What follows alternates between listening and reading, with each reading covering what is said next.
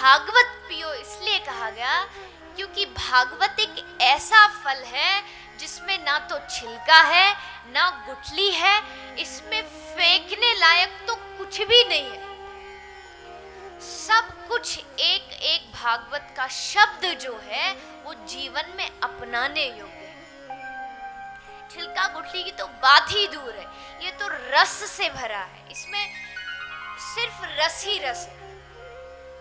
इसलिए कहा कि इस फल को पियो। कब तक पियो? अब पिए तो सही। अब प्रश्न उठा कि कब तक पिए, कब तक सुने इस भागवत को।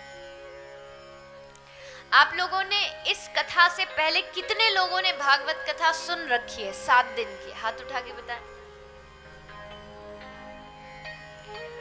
बहुत लोगों ने सुन रखी है और कुछ लोगों ने शायद 1 दिन 2 दिन ऐसे कभी कभार सुनी होगी।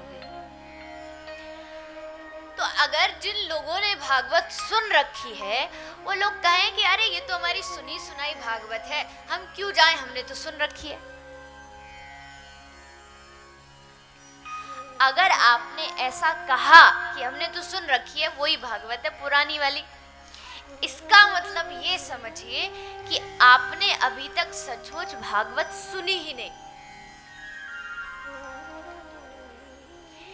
क्योंकि भागवत सुनना तो एक ऐसा आनंद है, एक ऐसा नशा है कि एक बार जिसको चढ़ जाए फिर उसको कोई उतार नहीं सकता। कथा सुनने का जिसको रस लग जाए। कुछ लोग कथा में आते हैं, पहले दिन अपनी मर्जी से नहीं आते, लोग धक्का दे दे के लाते कि चल भैया चल हमारे साथ चल, हम अकेले जा रहे हैं आ जा। तो एक दिन चला आ जाएगा, चलो कोई बात नहीं, पड़ोसी कह रहा है तो चलो चल देते। पहले दिन गया, कथा थोड़ी सी अच्छी लगी, दूसरे दिन और अच्छी लगी, तीसरे दिन और अच्छी लगी। अब पड़ोसी बाद में आता है, वो कथा सुनने पड़ोसी से पहले आ जाता है।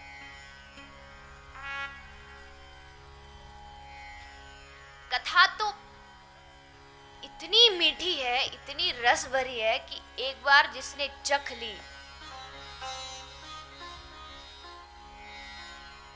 इसलिए कई लोग कहते हैं हमारे कथा समझ में नहीं आती। कोई बात नहीं, आप 1 दिन आओ, 2 दिन आओ, 1 दिन अच्छी नहीं लगेगी, दूसरे दिन अच्छी नहीं लगेगी, तीसरे दिन अच्छी नहीं लगेगी, पहले दिन शायद नींद आए, दूसरे दिन शायद भूख लगे, लेकिन 7 दिनों में भगवान की ऐसी कृपा तुम्हारे ऊपर होगी कि 7वें दिन तुम खुद, कहना नहीं पड़ेगा, भगवान के नाम में तुम खुद उठ करके नाचने लगोगे। कथा तो रस से भरी।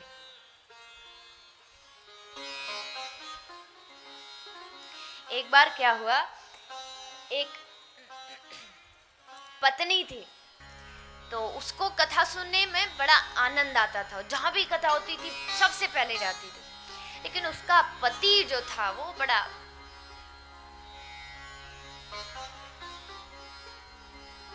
उसको कथा सुनने में कोई आनंद नहीं था। वो अपने घर पर या तो पड़ा रहता, या दोस्तों के साथ ताश पत्ता खेलता, या शराब पीता, वो उसी में मस्त था।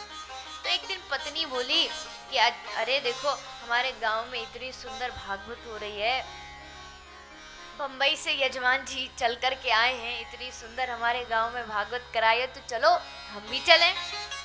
मैं तो रोज जाती हूँ, एक दिन आप भी तो जाके देखो। अब पति बोला चल तू जाती रहती है, आज मैं भी चल के देखता हूँ। पत्नी बोले आप चल के देखो, कथा बड़ी मीठी होती है। पति बोला चलो देखते हैं कैसी मीठी होती है। अब वो आया, कथा सुनने में कोई आनंद था नहीं, इसलिए पंडाल के लास्ट में बिल्कुल पीछे जाके कुर्सी पड़ी थी, उस पे जाके वो बैठ गया। और कुर्सी पर बैठते ही उसके जोर जोर से खर्राटे शुरू हुए। नींद आई, कथा सुनने में कोई आनंद था नहीं, इसलिए गया, सो गया। सो तो गया, लेकिन उसको मुंह खोल के सोने की आदत थी। थोड़ा सा मुंह उसका खुला रह गया और सो गया। बीच कथा में वहां पर एक स्वान दत्त आए। स्वान दत्त समझते हो? अब समझे? नहीं समझे? क्या? किसको बोलते? कुत्ता। कुत्ते को बोलते स्वान। कुत्ता आया और वो पीछे बैठा था, कुत्ते को लगी थी, उसका मुंह खुला था। कुत्ता गया और जाके, अब आप लोग समझदार हो, बताने की जरूरत नहीं, समझ जाओ क्या हुआ होगा। 2-4 तोला उसके मुंह में चला गया। अब वो जब उस कथा खत्म हुई तो पत्नी घर आई, वो भी घर आया, तो पत्नी से बोला कि तू तो कह रही थी कि कथा बड़ी मीठी होती है, कथा तो कुछ खारी खारी सी थी। पत्नी बोली कहाँ बैठे थे आप? बोले सबसे पीछे बैठा था कुर्सी पे। पत्नी समझ गई, बोले आप कल से आना, कल से आपको कथा मीठी लगेगी। अब दूसरे दिन आया, दूसरे दिन भी कुर्सी लगाई, पीछे आराम से बैठा। अब पत्नी बीच कथा से उठ के गई, देखा सो रहा था, मुंह खुला था, तो पत्नी बेचारी बड़ी समझदार थी, हमारे यजमान जी की पत्नी की तरह थी, बड़ी समझदार। कल माता जी ना मिलने आई थी होटल में, इतनी बढ़िया बढ़िया बात बताई। कथा से पहले कुछ तूफान आ गया था तो बता रहे थे ये पंडाल उड़ गया था, टूट गया था, लोगों ने कहा कि कथा बंद कर दो, मत करो। लोगों ने कहा रे यजमान जी से कि भैया जितना पैसा तू कथा में लगा रहा है, इस इतना पैसा तो तू अपने बेटा बेटी की शादी में लगा। लेकिन माता जी ने बड़ी सुंदर बात कही कि चाहे कुछ भी हो जाए। मालूम है क्या कहा? माता जी ने कहा कि मैंने सबको जाकर के उत्साह दिया, कहा जो लोग टेंट लगा रहे थे, अरे भैया मरना तो हर एक आदमी को है, अगर भगवान का काम करते करते मर भी गए तो तुम्हें भगवान की प्राप्ति हो जाए। तो ऐसी समझदार माता जी यजमान जी की पत्नी थी। तो उसने क्या किया, जब दूसरे दिन वो आया पीछे बैठकर, तो वो घर से पहले से ही एक डब्बे में रसगुल्ला रख के लाई थी। रसगुल्ला लाई तो जैसे वो सोया, जैसे उसने मुंह खोला, तो जाकर के पत्नी ने वो रसगुल्ले का रस जो था वो उसके मुंह में डाल दिया। उसको बड़ा मीठा लगा। वो तुरंत जब घर गया शाम को तो पत्नी से बोला, हाँ तू कह तो बिल्कुल सही रही थी, कथा बड़ी मीठी होती है। पत्नी बोली तुम कल भी चलना, कल भी इतनी मीठी होगी। अब उस रस के लोभ में, लालच में वो रोज आने लगा। पत्नी उसके मुख में रस डालती गई। 1 दिन सोया, 2 दिन सोया, 3 दिन सोया। अरे भैया कोई अगर आएगा कथा में तो 3 घंटे तो पूरा नहीं सो सकता, 1-2 शब्द तो उसके कान में जाएगा ही जाएगा। और 1-2 शब्द उस व्यक्ति के कान में गया और उस आदमी का पूरा जीवन बदल गया। उसने सब कुछ छोड़ दिया, नशा, सारा संसारिक व्यवहार। और अब पत्नी बाद में कथा में आती, वो पहले आके बैठ जाता कथा सुन।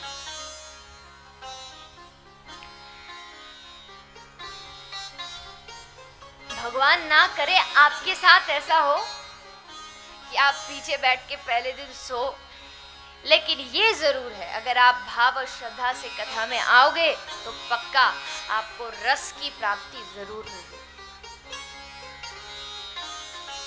भगवान की प्राप्ति इन 7 दिनों में अगर आप श्रद्धा से प्रभु की कृपा, प्रभु की भक्ति और शांति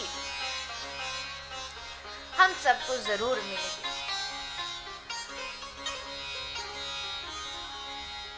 तो इसके पश्चात श्री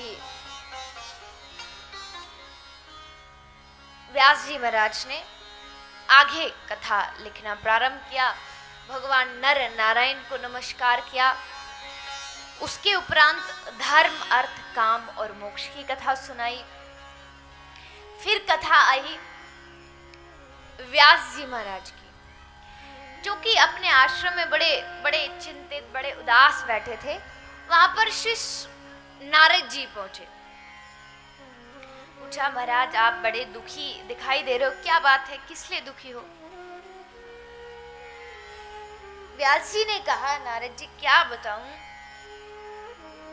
मैंने 17 पुराणों की रचना की, लेकिन इतना सब होने के बाद भी महाराज मेरा मन शांत नहीं हुआ।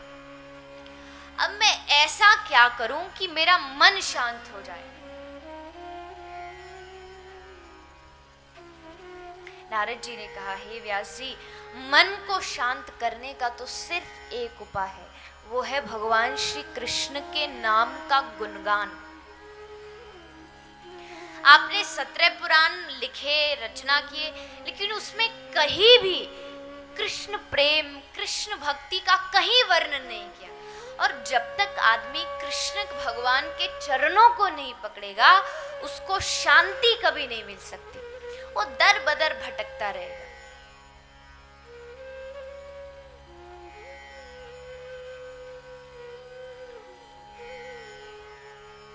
आज के समय में इंसान जो है वो बड़ा दुखी है। कोई, देखिए, दुखी होने के भी अलग अलग तरीके होते हैं, सबका दुख अलग अलग होता है। किसी का दुख परिवार का है, किसी का दुख शरीर का है, कोई तन से दुखी है, उसके पास करोड़ों रुपया है, नौकर है, चाकर है, सब कुछ है, लेकिन उसको बीमारियां हैं। डॉक्टर ने कहा है कि सिर्फ एक रोटी के साथ थोड़ी सी चने की दाल खा, है 56 भोग लेकिन खा कुछ नहीं सकता, बीमार है। कोई तन से दुखी है, कोई मन से दुखी है। किसी के पास तन भगवान ने अच्छा दिया है, धन भी ठीक ठाक है, मन से दुखी है। मन से चाहता था कि बेटे की शादी किसी अच्छे घराने में करूं, अच्छी सी कहीं से बहू ढूंढ के लाऊं। पता चला बेटा घर की नौकरानी को लेके भाग गया। अब बेचारा दिन रात मन ही मन घुटता रहता।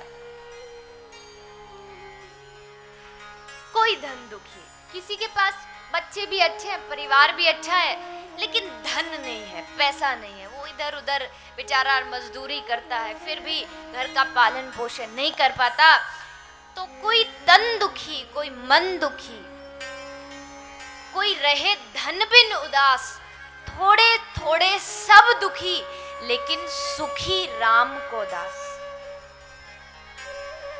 अगर इस धरती पर कोई अगर एक आदमी सुखी है तो वो सिर्फ वो है जिसने भगवान के चरणों को पकड़ा है। बाकी तो इस दुनिया में हर एक आदमी दुखी भरा पड़ा।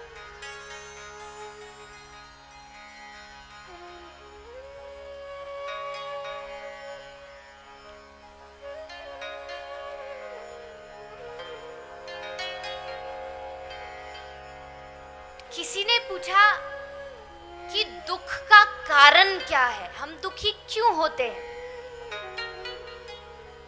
दुख के कई सारे कारण हैं, कई सारे। अभी आज ही जिस मधुबनी में जिस होटल में हम रुके हैं, तो वहाँ कोई एक भाई आया, वो झाड़ू पोछा लगाने के लिए।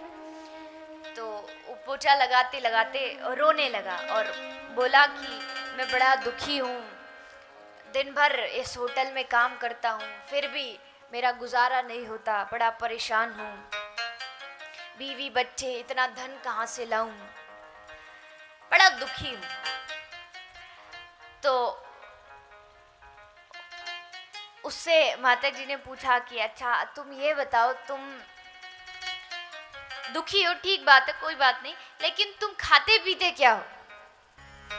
तो उसने बताया कि वो मांस, मच्छी और जो भी होता है वो सब खाता है। तो आप सोच के देखिए कि जो आदमी दूसरे आदमी को, सामने वाले जीव को दुख दे रहा हो, उसको भला जिंदगी में सुख कैसे मिल सकता? अगर आप दूसरे जीव को कष्ट दे रहे हो, आप दूसरे जीव को मार रहे हो, तो 100% पक्की बात है कि आप कभी सुखी हो ही नहीं सकते। इसमें सोचने की, रोने की क्या बात है?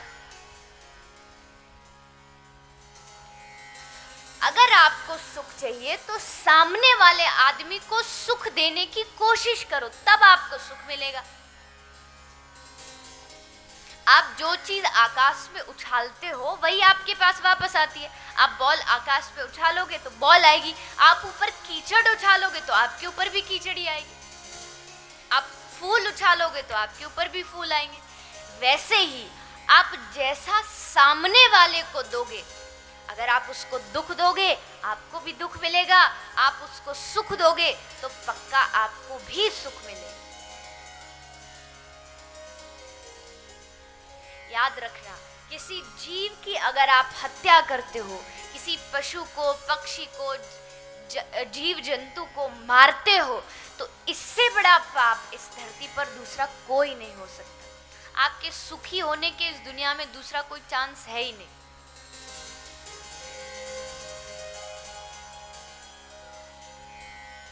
इसलिए सबसे पहले अपना आहार शुद्ध करो, अपना भोजन शुद्ध करो। आप क्या खाते हो वैसा ही आपके जीवन पर उसका प्रभाव होता है। अच्छा खाइए, अच्छे रहिए, भजन कीजिए, सुबह शाम पूरा परिवार मिलकर के एक स्थान पर बैठ के इकट्ठा होके 5 मिनट, ज्यादा नहीं, सिर्फ 5 मिनट परिवार इकट्ठा हो शाम को और मिलके 5 मिनट भगवान नाम का कीर्तन करो।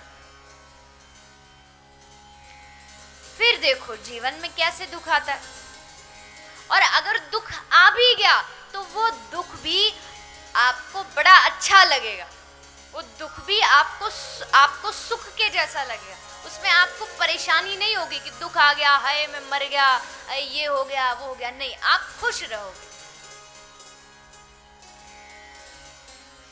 सुबह शाम जितना हो सके पूरा परिवार मिलके एक स्थान पर बैठ के रोज भगवान नाम का कीर्तन करें।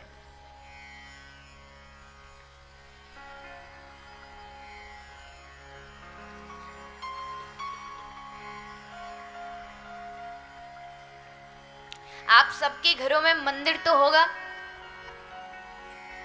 है कि नहीं? मंदिर मतलब अपने पूजा की जो स्थान होता है। कोई ऐसा है जिसके घर में नहीं है? है कोई? नहीं, सबके घर में, जो किसी का बड़ा होता है किसी का छोटा होता है। बाकी पूजा तो शायद हर किसी के घर में थोड़ी बहुत, किसी के ज्यादा होती है। लेकिन सिर्फ सुबह जाके एक दिया जला दिया, एक अगरबत्ती जला दी और शाम को एक दिया जला दिया, अगरबत्ती जला दी, इससे आपकी भक्ति पूरी नहीं होती। एक अगरबत्ती जला के महीनों महीनों तक तो अगरबत्ती की राख भी मंदिर में पड़ी होती है, उसको साफ करने की भी फुर्सत नहीं होती। फुर्सत भी होती है तो मन नहीं होता।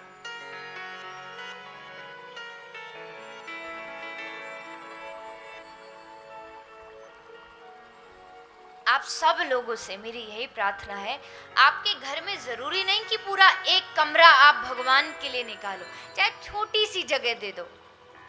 भगवान नहीं कहते कि मुझे बढ़िया तेरा बढ़िया घर चाहिए, बढ़िया कमरा चाहिए। भगवान को ये सब चीजों की जरूरत नहीं है। छोटी सी जगह भगवान को एक दे दो, एक कोने में कहीं बैठा दो, लेकिन सुबह शाम सोते जागते खाते पीते हमेशा उनका ध्यान आपके मन में बना रहे। आप भोजन करो, उससे पहले अपना भोजन जो है वो भगवान को समर्पित करके भोग लगाओ, फिर उसको खुद खाओ। यहाँ पर कितने लोग हैं जो अपना भोजन पहले भगवान को भोग लगाते हैं फिर खाते हैं? हाथ उठा के। कुछ है, कुछ एक गिनती के हैं।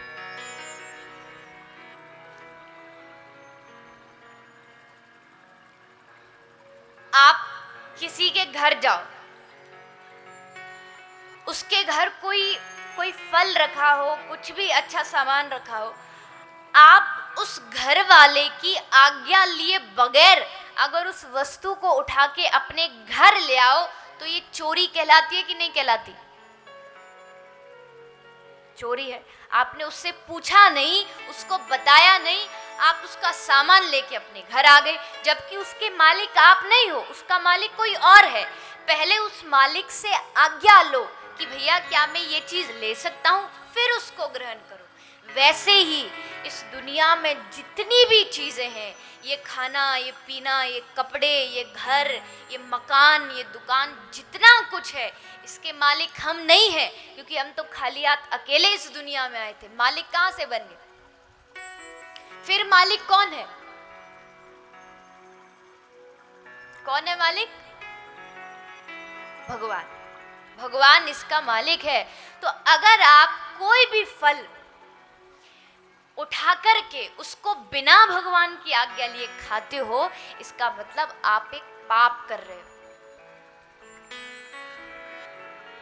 भागवत में ही श्री विदुर जी महाराज को जो उपदेश दिया गया, उसमें तो यहाँ तक भी कहा गया, अगर आप एक फल को पेड़ से तोड़ के उठा के सीधा खा लेते हो, इसका मतलब आपने एक जीव की हत्या की, क्योंकि फल भी एक वृक्ष में लगता है, वृक्ष जो है वो जीव है। ये आप पाप कर रहे हो। इसलिए पहले उसको भगवान को अर्पण करो, तेरा तुझको अर्पण, फिर उसको ग्रहण करो। कोई भी चीज को सीधा खाने का हमारा अधिकार नहीं है, पहले उसको भगवान को अर्पण करना चाहिए, फिर उस चीज को ग्रहण करना चाहिए। इसलिए जितने भी लोग भगवान को रोज भोग लगाते थे, अच्छी बात है। जो नहीं लगाते, आज शाम से ही घर जाकर के जो भोजन बनाओ, रोटी सब्जी दाल, उसको पहले भगवान को खिलाना, तुलसी पत्ता डाल के, उसके बाद उसको खाना। फिर वो खाना नहीं रहता, फिर वो प्रसाद बन जाता है।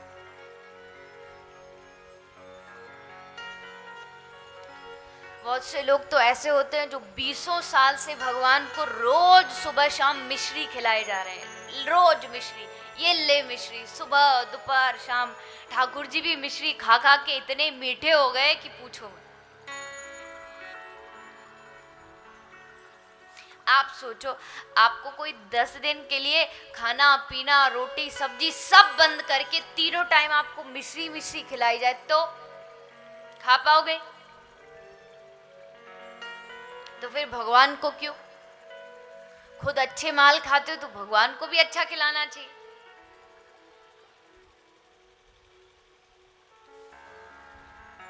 इसलिए सब सुबह शाम दोपहर अपने प्रभु का, जो भी आपके घर में भगवान है, उनका रोज भोग लगाएं, और साथ ही साथ आपके गुरु ने जो मंत्र दिया है उसका कीर्तन, उसका जप करें।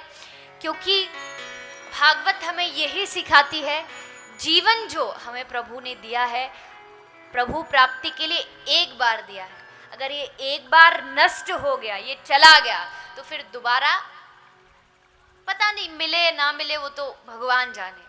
मिल भी सकता है, नहीं भी मिल सकता।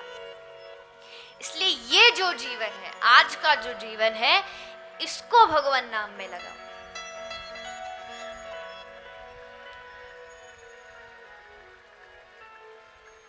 हम विचार करते हैं कि भैया अभी तो हमारे खेलने खाने की उम्र है, अभी से भजन करके क्या बाबा जी होंगे? गांव में क्या होता है, जब कोई छोटा बच्चा भजन करने लग जाए ना, कोई माला पहन ले, तो उसकी मैया, उसकी दादी, उसकी पड़ोसन, उसकी बुआ, उसकी काकी, फूफी सब पीछे लग जाती है। अरे अभी तो बाबा जी होगो का, घर द्वार छोड़ के जाएगा क्या वृंदावन? अरे उनको कौन समझाए कि भजन जो है वो जितना जल्दी हो सके। ध्रुव महाराज 5 साल के थे जब भगवान को पा लिया था। ये पीछे के भरोसे मत रहो कि कब बुढ़ापा आएगा तब भजन करेंगे। बुढ़ापा छोड़ो, किसी को कल का नहीं पता, तो बुढ़ापा तो बड़ी दूर की बात है। कल का छोड़ो, आज से 1 घंटे, आधा घंटा, 1 मिनट, 1 क्षण का नहीं पता कि इस दुनिया में हम जिएंगे कि नहीं जिएंगे। कहते भजन बुढ़ापे में करेंगे। आज को जियो, आज भजन करो, आज इतना भजन करो कि कल अगर दुनिया से चले भी जाएं तो ये अफसोस ना रहे कि हाँ हमने भजन नहीं किया था। हमारे संतों ने बार बार चेतावनी दी, बार बार हमें समझाया कि अरे बेटा तू भगवान का भजन कर, उम्र बहुत कम है, बड़ी छोटी सी उम्र है।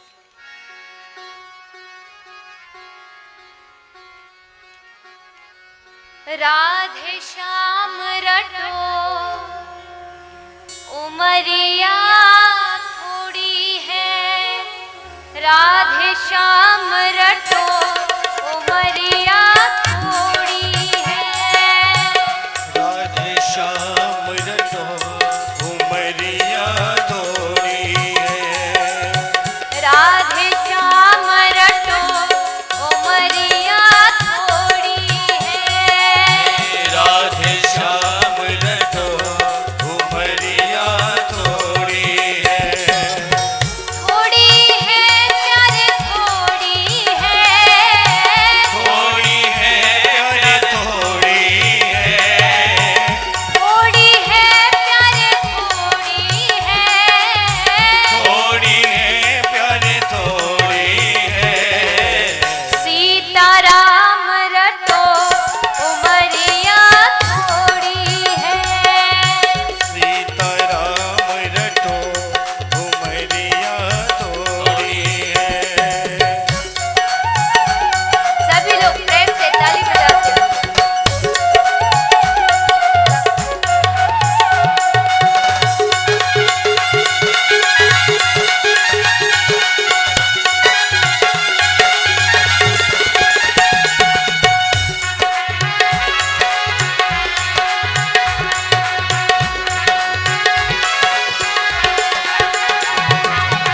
नाव भंवर में बसती जावे, नाव भंवर में बसती जावे, रात भयानक चढ़ती आवे, रात रात भयानक चढ़ती जावे, रात भयानक चढ़ती आवे, रात भयानक चढ़ती जावे, निंदिया छोड़े उठो उमरिया थोड़ी है, नित्या छोड़ उठो उमरिया थोड़ी है, राधे श्याम रटो उमरिया थोड़ी है, राधे श्याम रटो उमरिया थोड़ी है।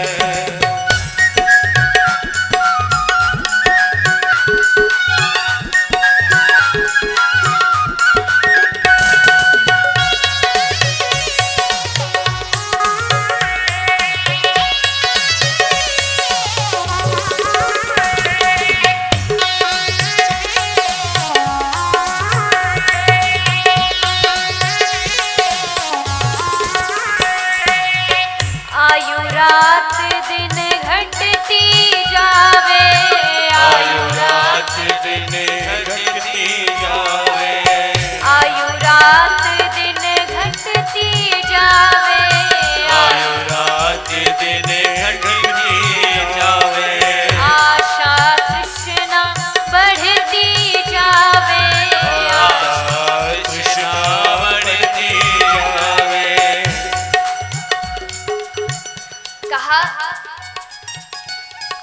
आयु रात दिन घटती जावे, आशा तृष्णा बढ़ती जावे। आयु जो है, उम्र जो है, वो तो एक एक दिन धीरे धीरे करके एक एक करके घट रही है, और तृष्णा माने इच्छाएं। आज आज ये चाहिए, कल वो चाहिए, आज अच्छा घर चाहिए, अच्छा घर मिल गया तो अच्छी गाड़ी चाहिए, अब अच्छी फैक्ट्री चाहिए, अब अच्छा बिजनेस चाहिए। ये तृष्णा रोज बढ़ती गई नित्य प्रति। जितना भगवान ने दिया उसमें कभी संतोष नहीं हुआ, और की इच्छा हो। अरे एक साधारण सा भी अगर आप लगाएं, कोई भोजन करने बैठे, कोई भूखा हो, वो कहेगा भगवान बस सूखी सी रोटी दे दे, कुछ नहीं चाहिए। रोटी मिल गई, भगवान थोड़ी सी सब्जी और दे दे। सब्जी भी मिल जाए तो भगवान अचार होता तो मजा ही आ जाता। अचार भी मिल जाए, अरे प्रभु पापड़ और मिल जाए तो आहा आनंद आ जाए। जो साधारण सी जो खाने की भी वस्तु है, इनमें भी जब हमारी इच्छाएं बढ़ती हैं तो संसारिक पदार्थों की तो बात ही छोड़ दो। आज थोड़ी इच्छा हुई, कल और हुई, कल और हुई, और इच्छा करते करते कब इस दुनिया से चले गए